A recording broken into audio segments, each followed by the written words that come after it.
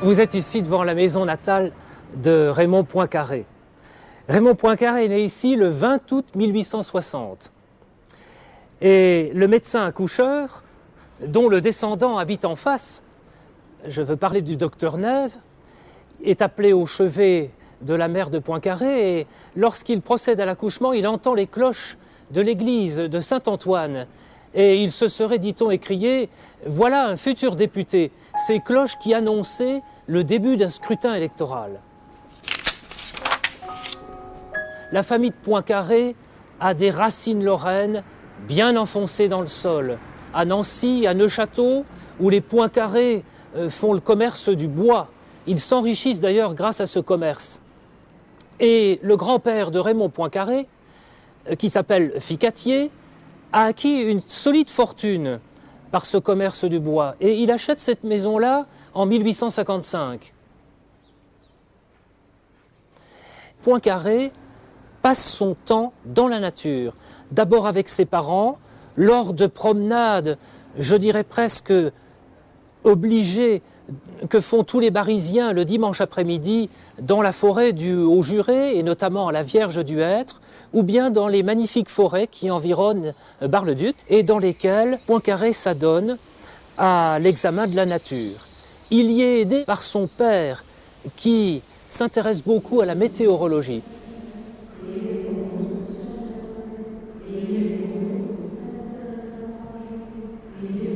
Aussitôt levé, j'ai dit mes prières. J'ai déjeuné, puis j'ai étudié du catéchisme et je suis allé à la messe.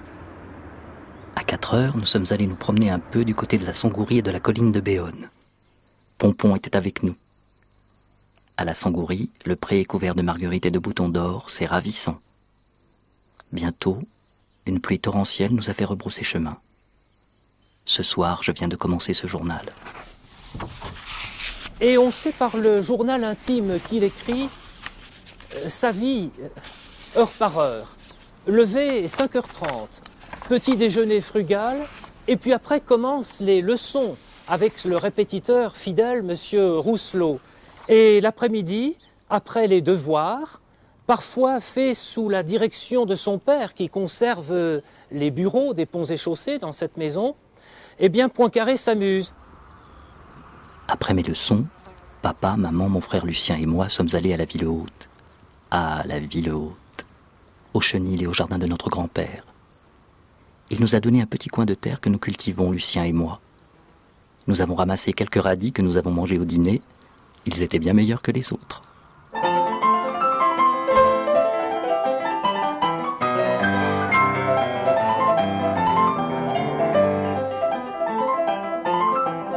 Avec ses camarades, il joue à l'Assemblée nationale. Et donc, avec les députés, donc le président, c'est lui le président, bien entendu.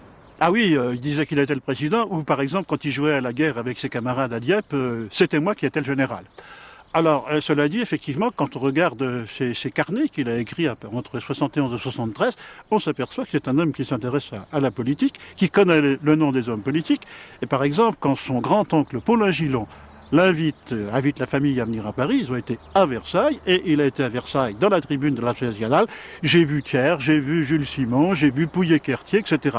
Donc, il s'intéresse à la politique, mais dans sa famille aussi, on s'intéresse à la politique. Son père est républicain, son grand-oncle est monarchiste, un de ses parents est maire de Bar-le-Duc.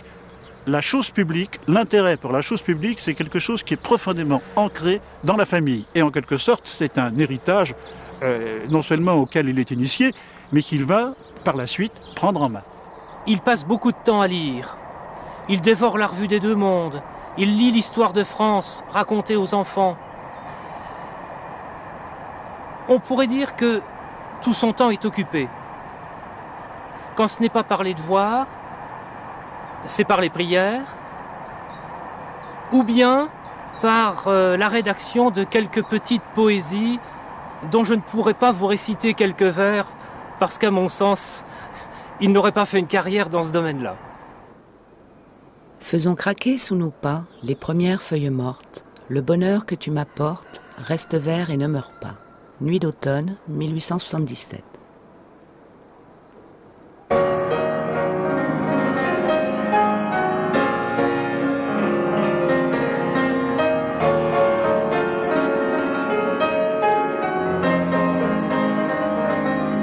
Le lycée à l'époque, il a été créé en 1857 par décret impérial. Il ne s'appelle plus lycée impérial en 1870, il s'appelle lycée national. Il est fréquenté par la bourgeoisie locale, mais aussi par les fils des agriculteurs de la région, qui viennent apprendre des rudiments de comptabilité agricole. Et puis, à partir de 1870, Bar-le-Duc voit l'afflux de réfugiés alsaciens-lorrains. Certaines familles sont dans une précarité qui ne manque pas de toucher le jeune Poincaré qui sait ce que c'est que la charité. Octobre 1867, Raymond a 7 ans. Il entre au lycée national de Bar-le-Duc. Excellent élève, mais le jeune Poincaré manque d'assurance au tableau. Je pense qu'il ne passait rien au professeur, sûrement à cause de son caractère propre. Il n'est pas toujours commode. Et en plus de cela, il a beaucoup appris par lui-même, dans sa famille et avec ses précepteurs. Donc il ne laisse rien passer. Et ça agace bien sûr les professeurs. L'un d'eux l'appelle pointu lorsque son comportement est déplacé. Puis lorsqu'il s'est amendé, point rond. Et on raconte que c'est à ce moment-là que Raymond aurait répondu au professeur, si ce n'est rond, c'est Poincaré. Ils sont surpris d'avoir devant eux un élève qui a une mémoire prodigieuse, qui est cultivé, qui est grave. Ces années de lycée, il ne les oubliera pas et il sera très fréquemment invité par l'association des anciens élèves à présider les distributions des prix.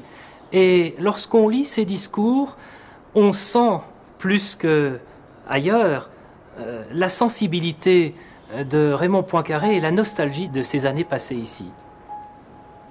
Jusqu'à ma mort, je resterai reconnaissant à notre professeur de rhétorique, M. Lafont, des excellentes leçons par lesquelles il m'a fait comprendre la beauté classique. Récemment encore, il me demandait des nouvelles de notre vieux lycée.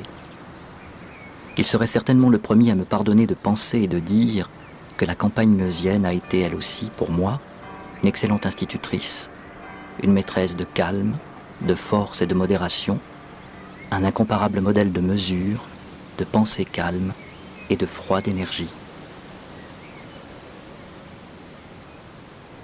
Poincaré le mentionne dans son journal intime que la chose la plus importante que ses maîtres lui ont appris, c'est l'amour de la patrie. Cet amour de la patrie qui se manifeste encore plus ici, puisque le lycée est occupé un temps par les Prussiens en 1870. Il est même fermé pendant 1 an et les cours ont lieu dans le vieux collège Gilles de Trèves. Poincaré se plaint de l'aspect sombre des salles. Et puis, l'école à cette époque, c'est l'école de la République. Elle forme le citoyen. L'ambition politique, elle ne se manifeste pas chez le jeune garçon, chez le jeune homme. Elle naît, je crois, dans les années 80, chez son premier patron, Fernand Dreyfus, qui est un gambettiste. Il rencontre d'ailleurs à plusieurs reprises Gambetta, mais il hésite à sauter le pas. Poincaré avait une double ambition, une ambition effectivement de faire son droit et d'être un grand avocat, le premier de sa génération. Je ne dis pas qu'il est arrivé le premier, mais l'un des premiers. Et la seconde ambition, qui était très très sensible chez le jeune homme, c'était une ambition littéraire, c'est-à-dire d'être un grand écrivain et d'arriver un jour à l'Académie française. Et il y est arrivé, je vous le rappelle quand même, à 48 ans, avec un bagage littéraire, il faut bien le dire, un petit peu mince. Il a eu la fièvre verte, il y est arrivé.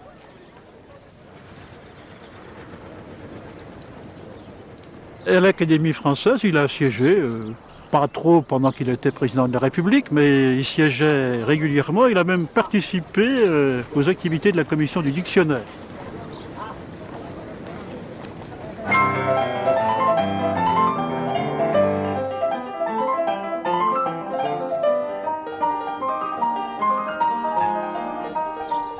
Et on dit que c'est grâce à Poincaré qu'ont été introduits dans le dictionnaire de l'Académie 2 mots, mirabellier et mirabelle, emblématique non seulement de la Meuse, mais de toute la Lorraine.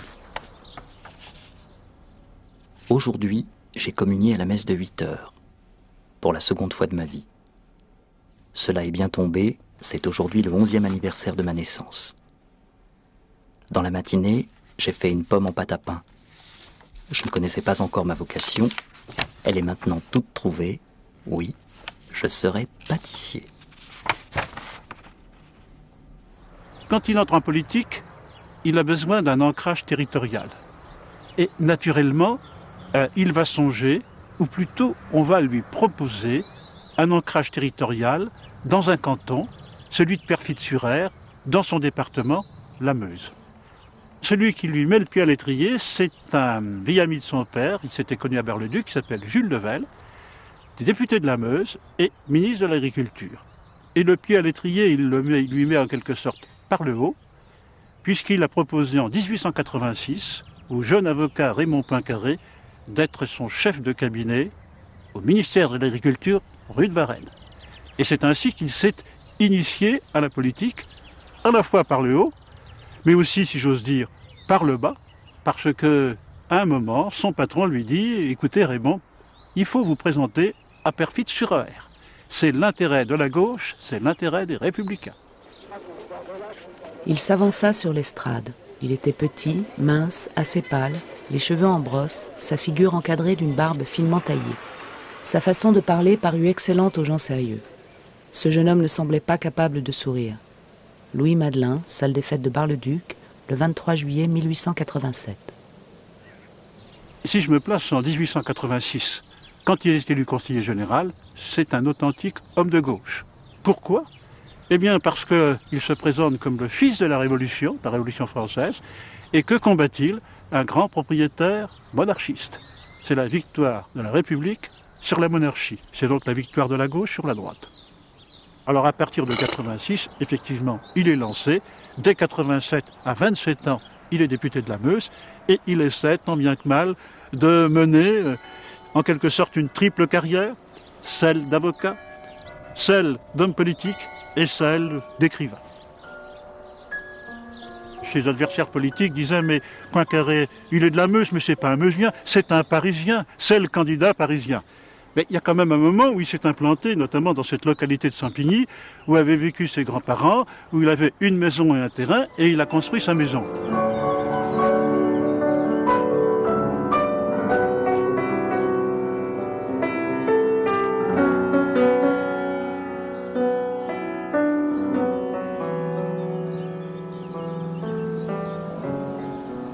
Poincaré est quelqu'un qui vit à Paris.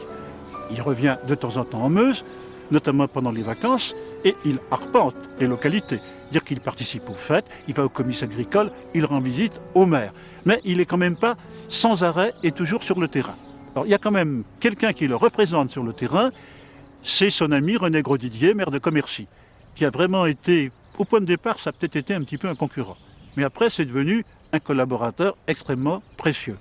C'est Grosdidier qui tient en quelque sorte la circonscription et qui renseigne Poincaré et qui lui dit quand il faut revenir. La fonction de député n'était pas tout à fait celle d'aujourd'hui. Notamment, le député ne se préoccupait pas des questions économiques ou des implantations d'entreprises comme aujourd'hui. Alors cela dit, il est un conseiller général de la Meuse, précis, efficace, exact.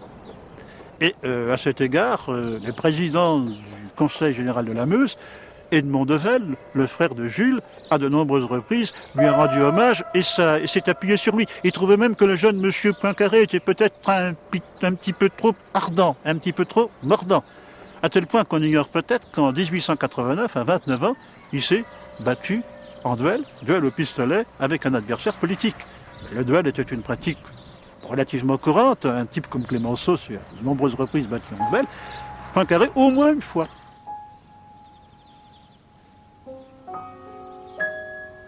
L'affaire Dreyfus éclate alors que Poincaré est au ministère et qu'il a comme collègue le général Mercier, le ministre de la Guerre, celui qui en quelque sorte enclenche l'affaire Dreyfus en décidant l'arrestation du capitaine Dreyfus et ensuite son transfert devant le Conseil de guerre. Donc il est au courant. Il est au courant de ce qui se passe. Deuxième point, Poincaré a toujours souhaité, il l'a répété même longtemps après, il aurait souhaité que l'affaire Dreyfus reste sur le plan judiciaire et ne passe pas sur un plan politique. Et enfin, troisièmement, il a mis du temps à se persuader de l'innocence de Dreyfus. Cela s'est fait au courant de l'année 1898, et c'est en novembre 1898, à la tribune de la Chambre, qu'il fait en quelque sorte un examen de conscience et qu'il explique pourquoi il croit que Dreyfus est innocent et que la révision s'impose. Cela dit, il n'a jamais été au premier plan du combat pour la justice et pour la vérité. C'est à ce moment-là, un peu après, que Poincaré rencontre Henriette, avec laquelle il va se marier en août 1904. Donc Poincaré pense à autre chose. Et à plusieurs reprises, il a été tenté, mais n'a jamais mis son projet à exécution, d'abandonner la vie politique.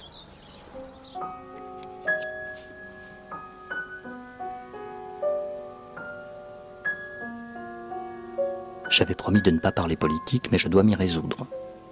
Le ministère ne devrait pas à chaque instant nous changer telle ou telle chose. Maintenant, nous avons 4 heures d'allemand par semaine, rue de Corvée, car malgré tout mon désir d'apprendre cette langue, je ne sais la parler que par écrit. Je reste parfois 2 minutes, voire plus, sur un seul mot et le dictionnaire à la main. Je dois m'y mettre cependant, car si jamais, et je l'espère, je vais me battre en Prusse, ne vous effrayez pas, je ne me ferai pas tuer, si jamais, dis-je, je combats les Allemands dans leur pays, je dois bien pouvoir leur dire, en allemand, « Vous êtes mon prisonnier ».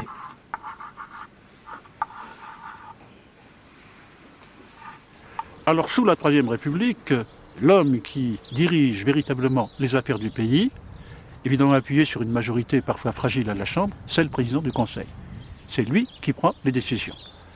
Le président de la République, il a un certain nombre de pouvoirs, mais ce n'est pas lui qui gouverne réellement. Et il a quand même le pouvoir de désigner, de nommer le président du Conseil, celui-ci étant ensuite investi par le Parlement. Poincaré est un homme qui a des convictions politiques, je dirais, relativement fermes et relativement constantes. C'est un républicain. Incontestablement, un républicain, a-t-il dit, sans épithète, au sens où on l'entendait évidemment à la fin du XIXe siècle. C'est un homme de centre-gauche, mais il est quand même du côté de la gauche. Et à partir de 1903, Poincaré est sénateur. Il est sénateur à 43 ans. Le Sénat, c'est le Parlement, mais c'est plus la Chambre des députés. C'est un petit peu autre chose. Et en 1906, quand il est réélu sénateur, au lendemain de la séparation de l'Église et de l'État, il est réélu à la tête d'une liste de gauche contre des candidats de la droite qui, évidemment, critiquaient ceux qui avaient voté la séparation de l'Église et de l'État.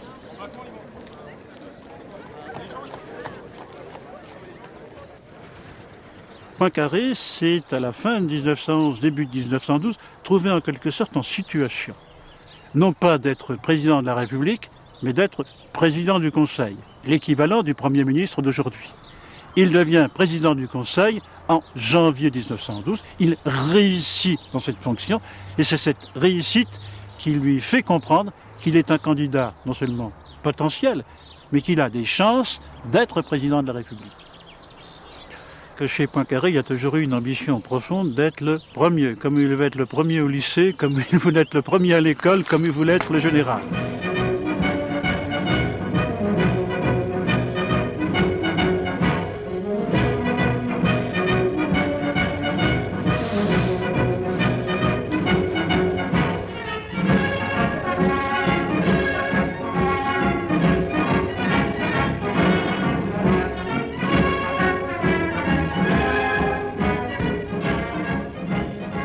Quand Poincaré a été candidat, dans une partie de l'opinion publique, il y a eu une attente.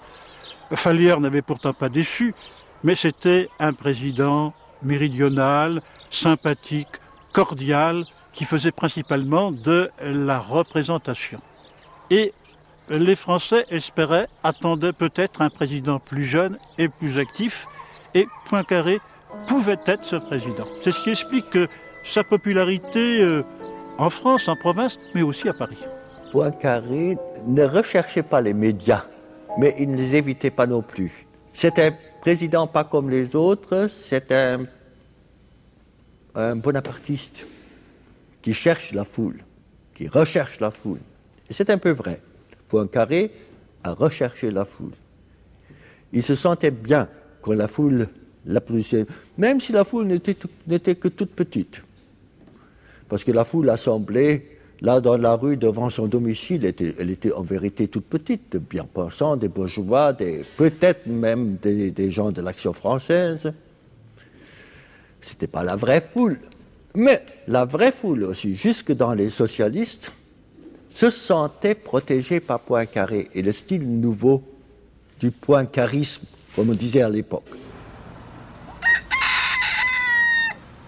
Il inquiétait la gauche. Il inquiétait surtout parce qu'il partageait un slogan nouveau, tout nouveau à ce moment-là, imaginé par ses partenaires de l'Alliance démocratique républicaine. Il disait, lui aussi, dans son programme, pour la République, avec les républicains, pour la France, avec les Français. Toute la différence était là. Donc, cette distinction virtuelle entre la République et la France l'approchait de la droite, qui ne faisait que ça, l'approchait de paresse, évidemment. Et depuis 1912, le centre, l'Alliance républicaine démocratique, par exemple, partout, Poincaré, allait dans ce sens-là, se sentant menacé, sentant la menace allemande posée sur la France, avec la France pour les Français.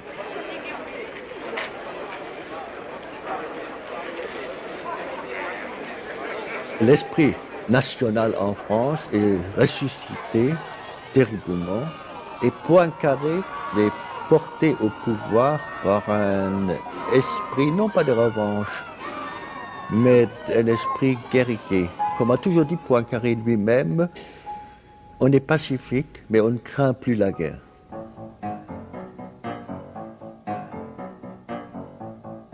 Maintenant que ma première communion est passée, je puis vous ramener un instant sur les malheureux événements dont nous avons eu à souffrir. La France, tout le monde le sait, a imprudemment déclaré la guerre à la Prusse. On se rappelle le petit succès de Sarrebruck, on avait arboré les drapeaux, mais bientôt la joie fit place à la consternation. Après avoir été battus à Wissembourg, les Français se replient sur Nancy et sur Châlons. C'est alors que maman, Lucien et moi nous partons pour Dieppe avec d'autres familles. Nous apprenons bientôt le désastre de Sedan, la reddition de 80 000 hommes, Napoléon III s'est livré à Guillaume, on proclame la République, Paris est assiégé. Poincaré est un homme qui a vécu, enfant, la guerre de 1870, l'occupation, la présence des officiers allemands dans sa propre maison, des Prussiens, disait-il. Je dis Prussiens parce que c'est plus fort qu'allemand. Deuxième point, la frontière nouvelle, celle de 1871, avec la perte de l'Alsace-Lorraine, est pour Poincaré une frontière injuste. Et que, un jour ou l'autre, les droits de la France, dans ces territoires, devront être rétablis. Poincaré est l'homme de la frontière, mais il vit cette frontière à travers l'histoire très ancienne des deux royaumes de Francie occidentale et de Francie orientale, séparés par la bande de terre, la Lotharingie, qui donnera plus tard la Lorraine. Et nous sommes au poteau de cette frontière. Il y a une localité pas loin d'ici qui s'appelle Rambercourt-au-Pot. Il est très certain que Poincaré a été marqué par cette histoire, que ses parents, ses grands-parents lui racontent.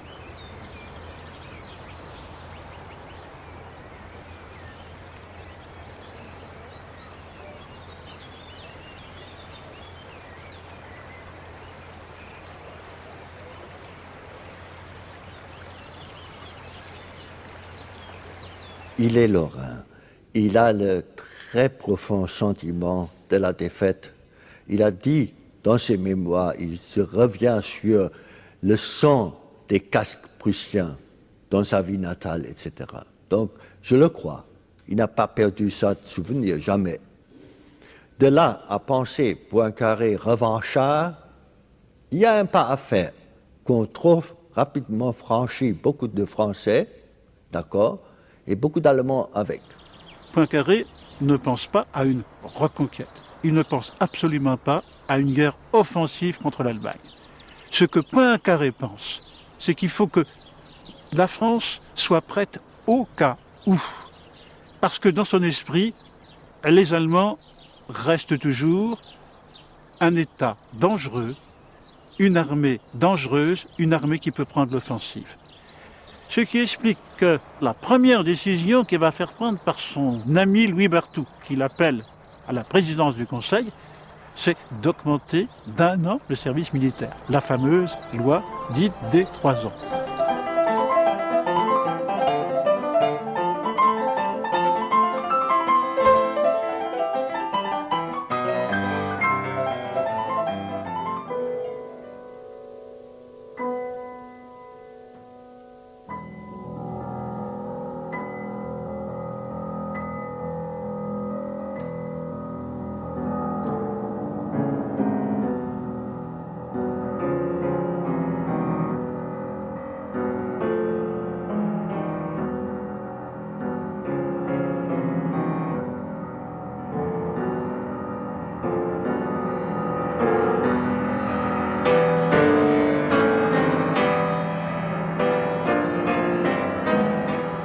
Dans les rapports officiels des ambassadeurs, Poincaré n'est pas un danger particulier pour les Allemands, mais on sait qu'il va changer de système politique et qu'il faut s'attendre à un esprit nouveau.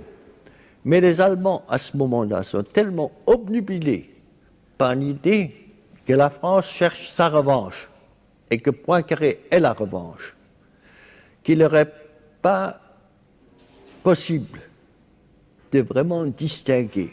Ils ne voient pas, par exemple, ce que Poincaré a de républicanisme, de légalisme républicain, ce qui est son fort intérieur. Ils voient trop rapidement en Poincaré un successeur dû ou indu de Napoléon III.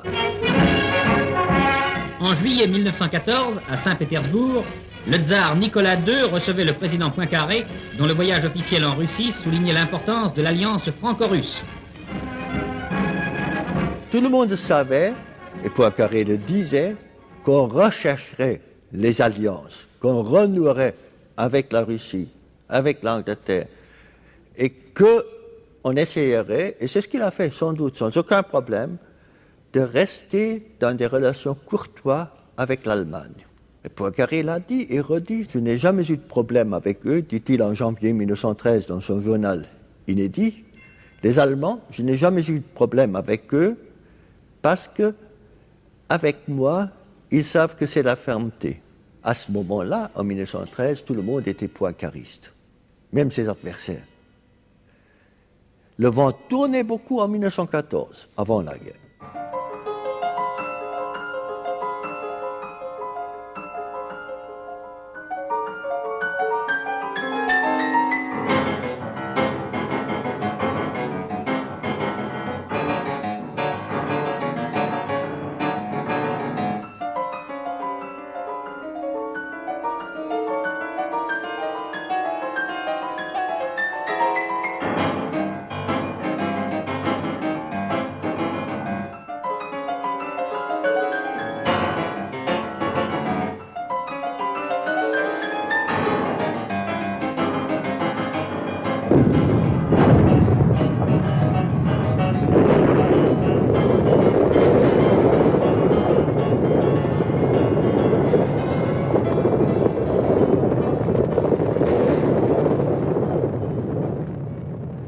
C'était un moment terriblement génial.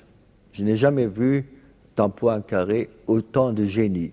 Et comme il a trouvé, si je vois bien, la formule lui-même de l'union sacrée, ça reste accouplé à son nom. Il n'y a aucun problème de dire que l'union sacrée d'août 14 n'est plus celle de 1915, 16, 17, 18. Mais la formule reste consacrée jusqu'à nos jours. Et c'est la formule d'une union de tous les Français pour la défense de la France. Ça n'a aucun biais politique à ce moment-là. Les socialistes y accourent 15 jours plus tard, contribuent à la formation du cabinet. Donc l'union sacrée, il a fallu pour soutenir l'effort de la Marne, par exemple. L'union sacrée, elle fonctionne sous Verdun. L'union sacrée s'estompe dans la banalisation de la guerre à partir de 1916-17.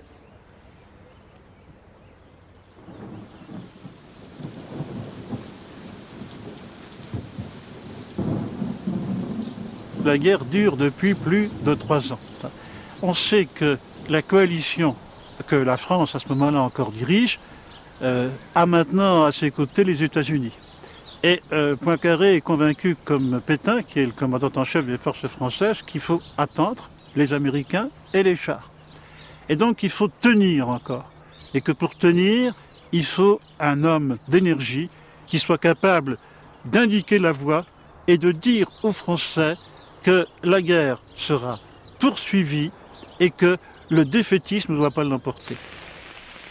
Mais puisqu'on nous a contraints à tirer l'épée, nous n'avons pas le droit, messieurs, de la remettre au fourreau avant le jour où nous aurons vengé nos morts et où la victoire commune des Alliés nous permettra de réparer nos ruines, de refaire la France intégrale et de nous prémunir efficacement contre le retour périodique des provocations. Et c'est cette conviction qui a en quelque sorte guidé Poincaré quand il a fait appel à Clémenceau, avec lequel les rapports étaient extrêmement mauvais. Pour un certain nombre de raisons, qui étaient des raisons personnelles, des raisons de caractère, eh bien, Clémenceau n'aimait pas Poincaré. Clémenceau n'aimait pas le donneur de leçons. Il n'aimait pas l'homme politique avec ses discours trop longs. Il n'aimait pas ses hésitations. Il n'aimait pas celui qui temporisait.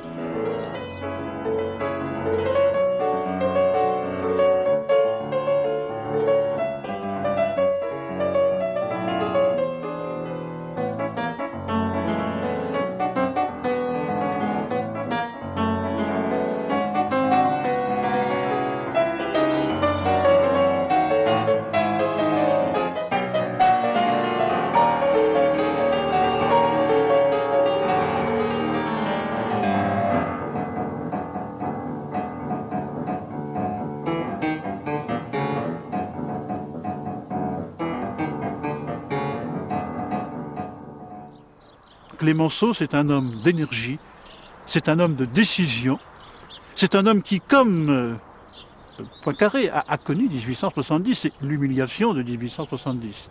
Et c'est plus une question de tempérament que de divergence politique. C'était des génies tout à fait différents et incompatibles, mais on a peut-être trop peu dit que c'est le même souci de la souveraineté de la République par rapport aux militaires. Poincaré, au départ, il est d'accord, comme tout le monde, de soumettre la France à Joffre. Après, il prend de ses distances, comme les autres républicains avérés, de gauche ou de droite. Là n'est pas la différence. À partir de 1917, il s'agit de savoir qui gouverne la France.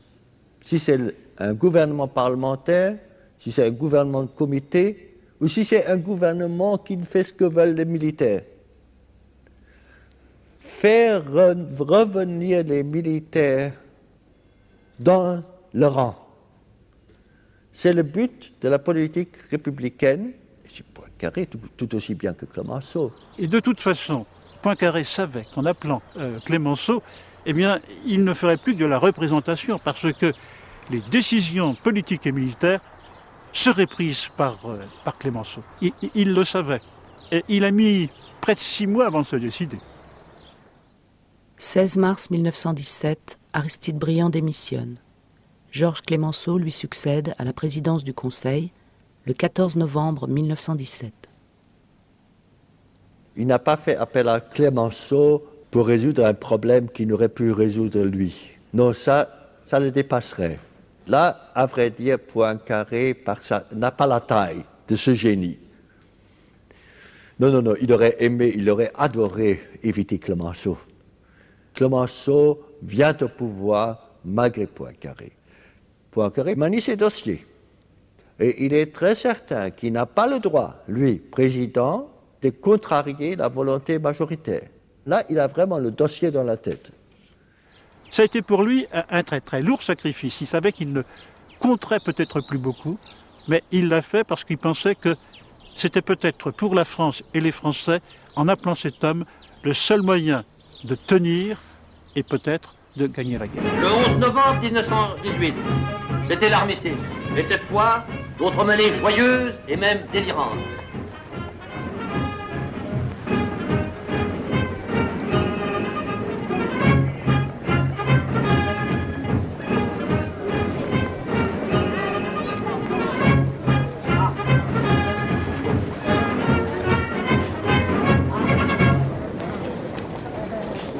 Les Allemands ne voient pas toutes les destructions qu'ils ont apportées. Les destructions velléitaires, les destructions inutiles de la retraite de 1918 qui a tellement chauffé les Français à juste titre, les destructions de 1917. Non, les destructions de la Somme ou de Verdun, c'est autre chose, c'est la guerre qui a détruit. Mais les destructions volontaires apportées après coup, en se retirant même. Et c'est cela qui a terriblement irrité Poincaré, parce que ça, il ne trouvait pas légal. Les destructions de guerre, il n'en parle pas. C'est la guerre.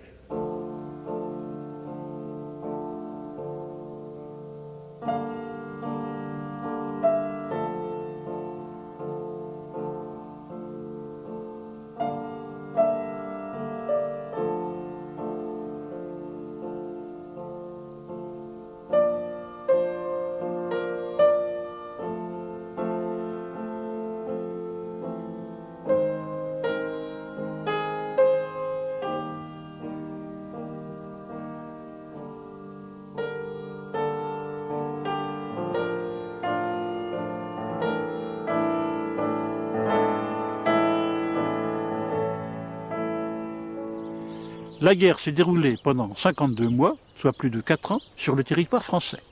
Et il y a eu toute une série de destructions.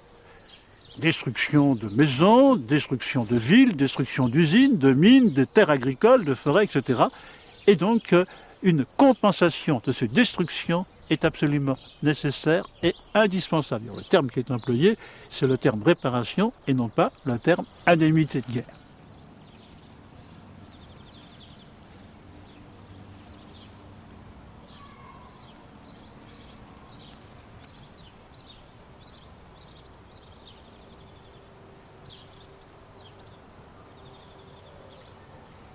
Le traité de Versailles, c'est le traité de paix qui, juridiquement, met fin à la guerre et qui est imposé à l'Allemagne.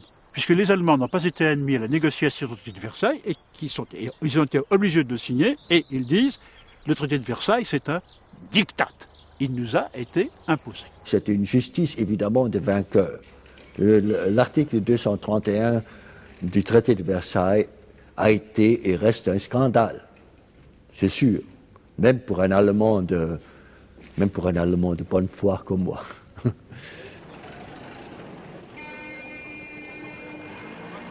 L'article 231 déclare l'Allemagne responsable pour les avoir causés de tous les dommages subis par les gouvernements alliés par suite de la guerre qui leur avait été imposée par son agression.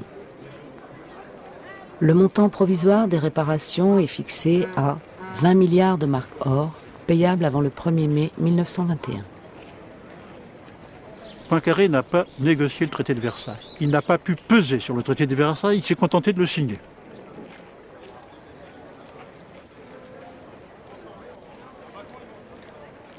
Avril-mai 1919, Poincaré est à ce point en désaccord avec Clémenceau qu'il songe à démissionner. Malgré les déconvenues et les humiliations, il ira jusqu'au terme de son septennat qui s'achève le 18 février 1920. Le 21 février, il est nommé président de la commission des réparations.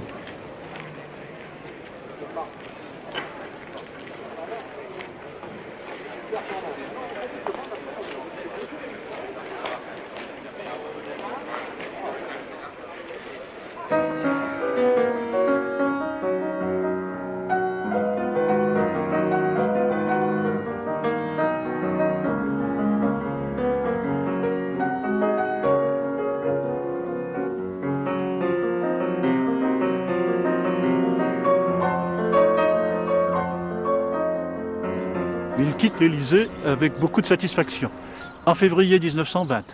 Mais il n'abandonne pas la vie politique, car il s'est fait réélire sénateur de la Meuse. L'élection a eu lieu avant son départ de l'Élysée, mais le Sénat, dans sa grande bonté, a validé l'élection une fois que le président de la République avait abandonné ses fonctions. Donc Poincaré Et toujours homme politique, il est sénateur de la Meuse et même président du Conseil général, puisque Maginot, qui avait en quelque sorte assuré sa suppléance, lui rend la présidence du Conseil général. Quand il a quitté l'Élysée, son ambition de gouverner à 60 ans est intacte et il va tenter et réussir un phénomène unique, exceptionnel dans l'histoire française du XXe siècle, c'est-à-dire redevenir le président du Conseil à 2 reprises au cours des années 20 et, à ce moment-là, gouverner réellement. Le 14 janvier 1922, Raymond Poincaré redevient président du Conseil et ministre des Affaires étrangères. Poincaré voit la mauvaise volonté des Allemands d'exécuter le traité. Le traité, c'est sacré. C'est une formule. D'abord, c'est la fin de la guerre et ensuite, il y a des obligations. Pour lui, juriste, là, il revient à sa charge de juriste. Pour lui, c'est des obligations conclues et qu'on remplit. C'est une révolte de la part des Allemands qui ne veulent pas payer, qui pourraient, qui ne veulent pas. Et c'est cet arrêt du paiement des réparations qui a entraîné la mise en place et l'exécution de l'occupation de la Roumanie en 1923. Sa justification, elle était simple. Nous allons chercher du charbon et c'est tout. La France était très isolée à ce moment-là et les Allemands ont beaucoup senti et ont joué sur ce registre, évidemment. Les Américains s'étaient de toute façon retirés, les Anglais n'en voulaient pas de cette occupation de la Roue, la Belgique l'a aidé. Et là, Poincaré est victime d'un vieux préjugé français, les Renans penchent pour la France. Quelques années d'occupation française à l'amiable, et les Renans seront tous français.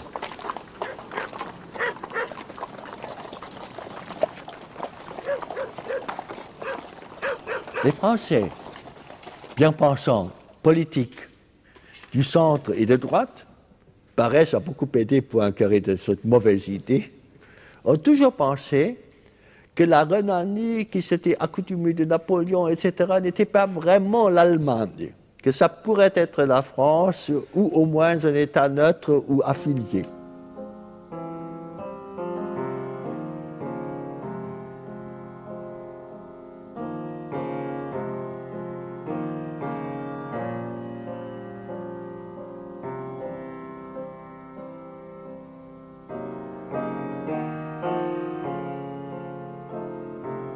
« 11 mai 1924, victoire du cartel des gauches. Raymond Poincaré quitte le pouvoir. Poincaré revient au pouvoir en juillet 1926, à l'âge de 66 ans. Il va rester 3 ans au pouvoir. Il est président du Conseil et ministre des Finances. Dans une tempête politique, un petit peu passionnelle, un petit peu provoquée. Mais cette tempête politique conduit à chercher en quelque sorte, comme souvent, de temps en temps en France cela arrive, quelqu'un qui va en quelque sorte sauver la République et sauver le franc. Et c'est dans ce contexte, pour employer l'expression d'Édouard Herriot, que Poincaré vient au chevet de la mer Malade et qu'il est appelé pour rétablir la situation monétaire et budgétaire. Le retour de Poincaré aux affaires va faire arrêter ou quasiment arrêter la spéculation sur le franc. En l'espace de quelques semaines, disons de 3 mois, le franc va retrouver un cours normal, c'est-à-dire que la spéculation va être abandonnée. La défense de la monnaie, c'est quand même une nouveauté, parce que jusqu'en 1914, le franc est stable, le franc ne pose aucun problème. Mais après la Première Guerre mondiale, le franc pose un problème parce qu'il s'est déprécié par rapport aux grandes monnaies internationales, c'est-à-dire la livre surtout et le dollar. Or, il y a une conclusion à une dépréciation, c'est la dévaluation. Mais le mot dévaluation, à ce moment-là, était un mot qui était considéré comme sacrilège. On n'avait pas le droit de dévaluer le franc. Au contraire, ce qu'il fallait faire, c'est revenir au franc d'avant 14, retrouver en quelque sorte le franc de la belle époque, celui de l'époque où, comme le disait Briand, l'or de la France ruisselait sur le monde. Quelle belle et bonne époque! Et la vie était si agréable, si facile. Et quelle douce quiétude on avait. Et cette franche gaieté que rien n'obscurcissait, tout le monde était de bonne humeur. Et on s'amusait d'un rien. si on dévaluait le franc, eh bien, on amputait les avoirs d'un certain nombre de petits et de moyens épargnants, qui, pendant la Première Guerre mondiale, avaient apporté toutes leurs économies. Et effectivement, si on dévaluait le franc, eh bien, on amputait leurs économies. Donc, Poincaré a eu une espèce de scrupule à réaliser cette opération qui était monétairement indispensable, mais qui, psychologiquement et politiquement, lui apparaissait comme quelque chose d'inacceptable pour une partie des Français. Alors c'est pour ça qu'il a mis du temps. Et là, vous retrouvez un trait du tempérament de Poincaré, c'est-à-dire sa difficulté à prendre une décision. Alors il a fallu attendre les élections législatives d'avril 28, qui ont été remportées par une majorité poincariste. La pression du gouverneur de la Banque de France, Émile Meureux, qui dit « si vous ne faites pas ça, je démissionne », enfin, etc. Je fais quasiment un scandale pour que Poincaré se résolve à stabiliser le franc et à créer le fameux franc Poincaré en juin 1928. C'est une dévaluation. Hein. Le franc Poincaré perd 4/5 de sa valeur par rapport au franc or, c'est-à-dire au franc de 1914. Mais c'est aussi tirer les conséquences de l'appauvrissement de la France à la suite des efforts considérables qu'elle a consentis pour la Première Guerre mondiale.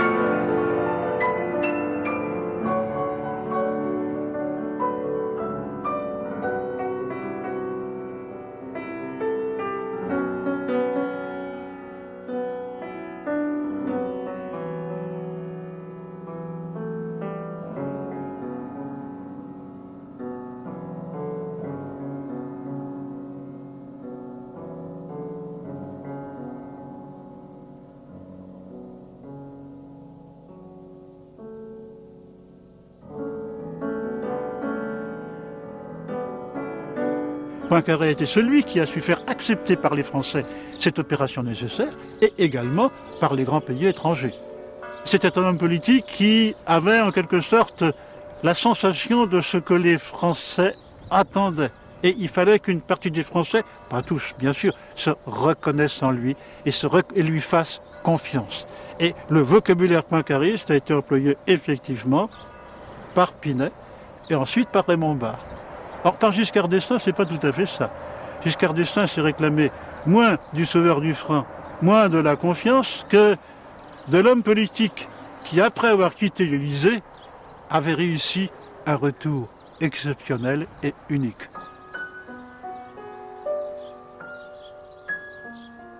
Il va démissionner de ses fonctions, vaincu par la maladie, et c'est pour rentrer à la clinique et pour se faire opérer. Et en décembre 1930, une attaque cérébrale le laisse en partie paralysé du côté droit et les 4 dernières années vont être des années difficiles. Poincaré est totalement retiré des affaires publiques. Mais il reste sénateur et conseiller général de la Meuse. Mais il n'a plus d'activité politique véritablement. Je crois qu'il accepte avec une certaine sérénité, avec un certain détachement, les maladies de la vieillesse. Il garde sa lucidité, mais sa capacité de travail s'est considérablement affaiblie, sa mémoire même affaiblie, et sa capacité d'écriture, qui était extraordinaire et considérable, s'est beaucoup affaiblie aussi.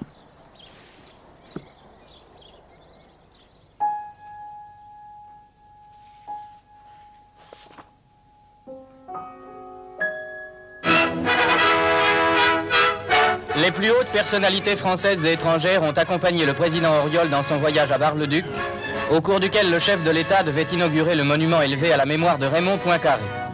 Rarement homme d'État fut plus unanimement admiré et respecté. Cela tient sans doute au fait que Raymond Poincaré sut mettre ses actes à l'unisson de ses doctrines. Sa maxime favorite n'était-elle pas « Toujours penser à la France, voilà le premier et le dernier mot de ma politique ».